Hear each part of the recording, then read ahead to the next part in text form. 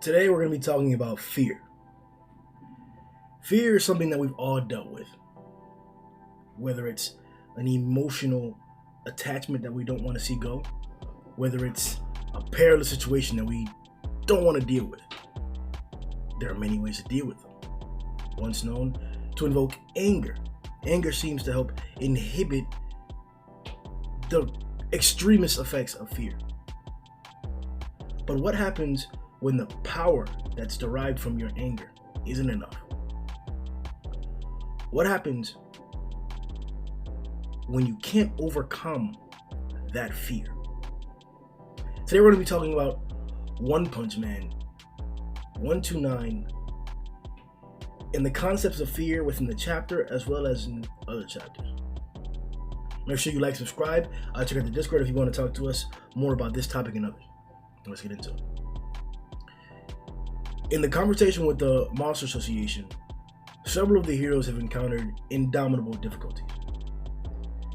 It's mentioned that Sitch, the association's executive, who's been pushing for this rescue operation the most, who has had the most confidence in completing the mission and succeeding. Sitch had the appropriate doubt as to if we could compete. The reports, the information that was coming through was insinuating that this may be a threat that we had not faced before, and it's indeed confirmed in the narration as we saw. Humanity had not confronted an issue or an obstacle this large. Now, we obviously know that in the context of readers, yes, they had. Boros arrived with the Dark Matter Thief ship, and that threat seems to be on a larger scale to this moment for now. But the individual capabilities of the cadres, as they were in the association, have proven to be something that's almost intolerable. With the dynamics of Neon, with the firepower of Rover, with the indomitability of Elder Centipede, with the combat skill of Goketsu, with the resurrections of Phoenix Man, with the innumerability of Black Sperm, the rapidness of Homeless Emperor,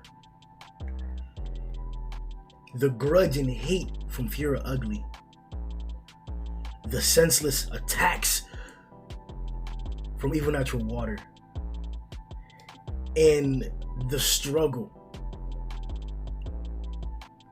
with Gums. These instances have shown us that our S-Class heroes are not the strongest that they are.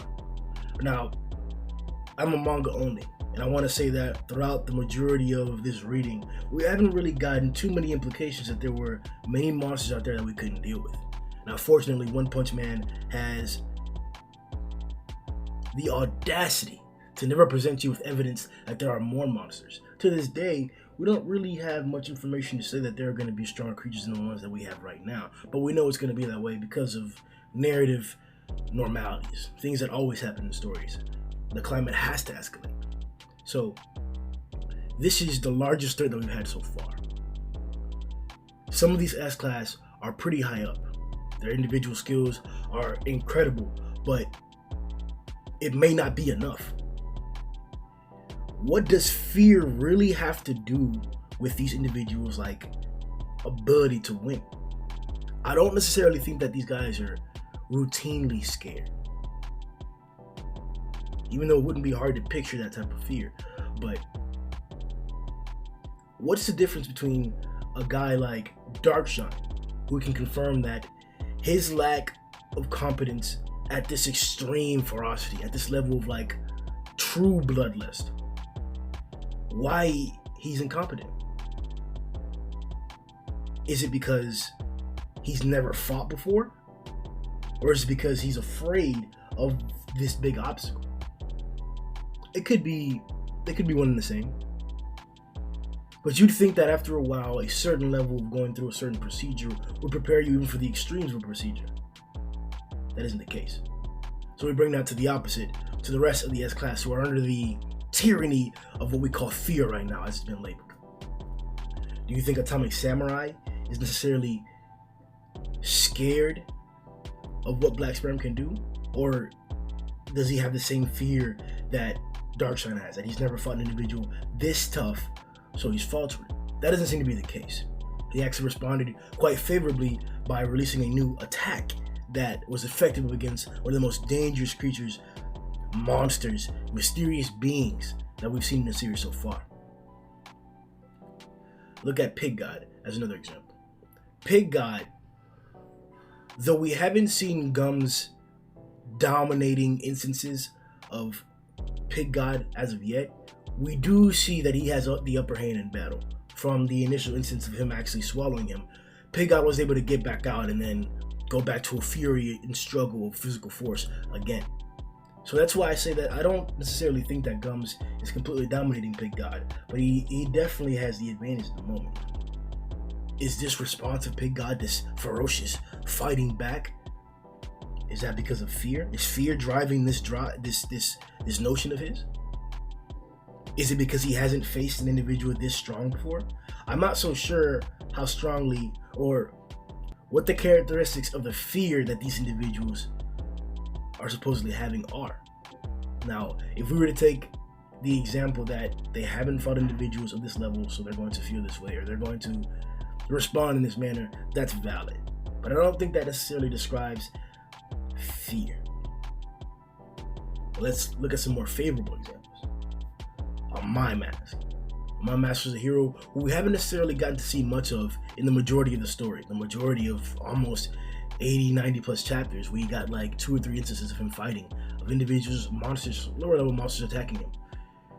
Now, as we've gone along into the Monster Association arc, we have encountered a demon who he fought, and some supplemental forces of hers that he dispatched without trouble.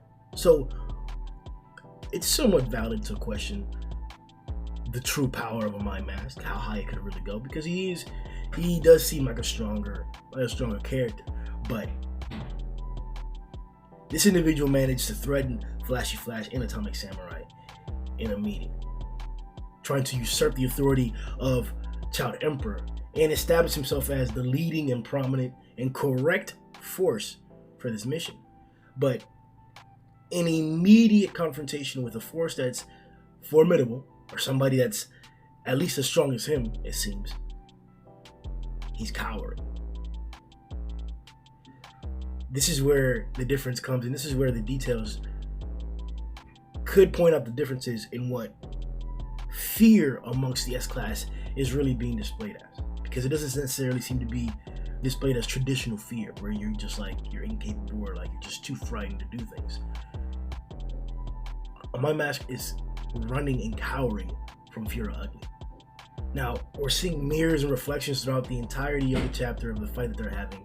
So this could be an instance referring to something within Amai Mask himself. Maybe his own psyche, maybe he's having his own personal psychological issues in terms of like his inner self, the true monster that he really is, whether it's his personality, whether it's a more nefarious physical force within him that he's trying to control or suppress. We don't know the instance of it yet. We just know that veins come out whenever he's infuriated or in a more elevated battle situation.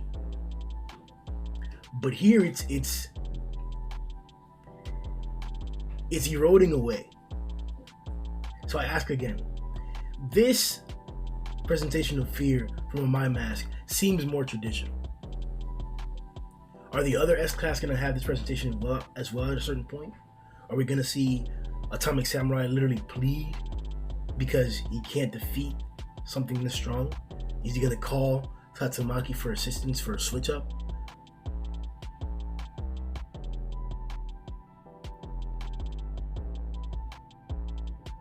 I'm not sure what to make of Darkshine and Amai Mask's discrepancies. Child Emperor managed to overcome his obstacle, which seems to be a tougher obstacle than Amai Mask, at least. We can argue about Black Sperm versus Phoenix Man in a different conversation or in a poll. If these two were given these larger issues or more debilitating issues, and like I said, we can talk about Atomic Samurai's perilous situation right now, but like these two seem to be the ones that are having emotional or psychological effects, like character development, detrimental displays. So I raise the question: are we positioning Amai Mask and Darkshine to be prominent characters in the consequential arc? Is Amai Mask overcoming or not overcoming the issue of Fear Ugly supposed to indicate his position in the rest of the story? Is this same problem going to come back up? If Amai beats Fear, will the issue of his inner ugliness still reside? Or if Amai beats Fear, will he overcome it and will we not see this problem anymore? Will we see a change in Amai Mask's personality? A stark change? Will he be presenting his more nefarious personality, if that's what it is that he's hiding and suppressing, more often? Will we see that like destructive physical force of evil that physically comes out with his veins and stuff more often? What's the consequence of Amai confronting this issue of his inner ugliness right now? What's gonna happen after that? In Darkshine, his is a little bit more traditional. Him overcoming this issue is going to be nothing but positive. His indomitable physical strength, which even though he's been overwhelmed by Garou as of this fight so far, his physical strength has allowed him to take almost no damage from it. He's almost in tip-top shape, but he's taking some damage, but he's in tip-top shape. What's going to be the result of his overcoming this fear? If Darkshine is no longer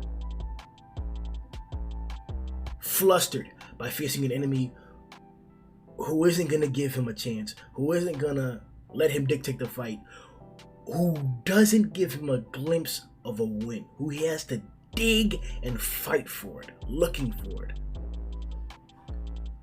will that make Darkshine even stronger than he is now? Or will it just affirm to what Darkshine's strength should really be? So I guess I'm asking, is Darkshine's full potential being squandered right now to a certain extent? It would be a small degree of potential, but how explosive could that small degree be? Could Darkshine potentially level half a city? Could he reproduce the effects of the giant fish strike 100%? Like, what more could Darkshine pull out if he actually does manage to overcome the fear of the unknown, as we can probably describe as the most? I'm not sure. I'm not sure that Zombie Man is afraid or showing or displaying similar traits of fear as the others. He seems to be a much more rudimentary, a much more dirty and gritty fighter. The majority of his fights involve him losing or dying numerous times. The majority of his fights involve him fighting people that are stronger than him or that have particular characteristics that are way stronger than him. And he deals with it, whether attrition, endurance, whatever the factor may be, he overcomes it. So I actually wouldn't be surprised if the individual who leads us out of this plot line of fear and defeat would be Zombie Man. I wouldn't be surprised if he's the first one to do it. If we see him showing the characteristics signs that he's going to overcome his problems first, and then the rest of the S-Class starts showing that online, and then we get the revolutions or the conclusions of their fights along the way. That seems very, very plausible to me, and I'm interested to see what other characteristics of fear are going to be displayed directly for the other S-Class, who's going to be able to overcome it, who aren't going to overcome it. I'd love to see the consequences of those individual fights, not just physically like drawn, but like how those characters are going to change and evolve because of them. And I love to see what next level of like difficulty we're going to encounter after the Martial Association. With that being said, like the video, subscribe. We'll see you boys next time. Yo ho ho!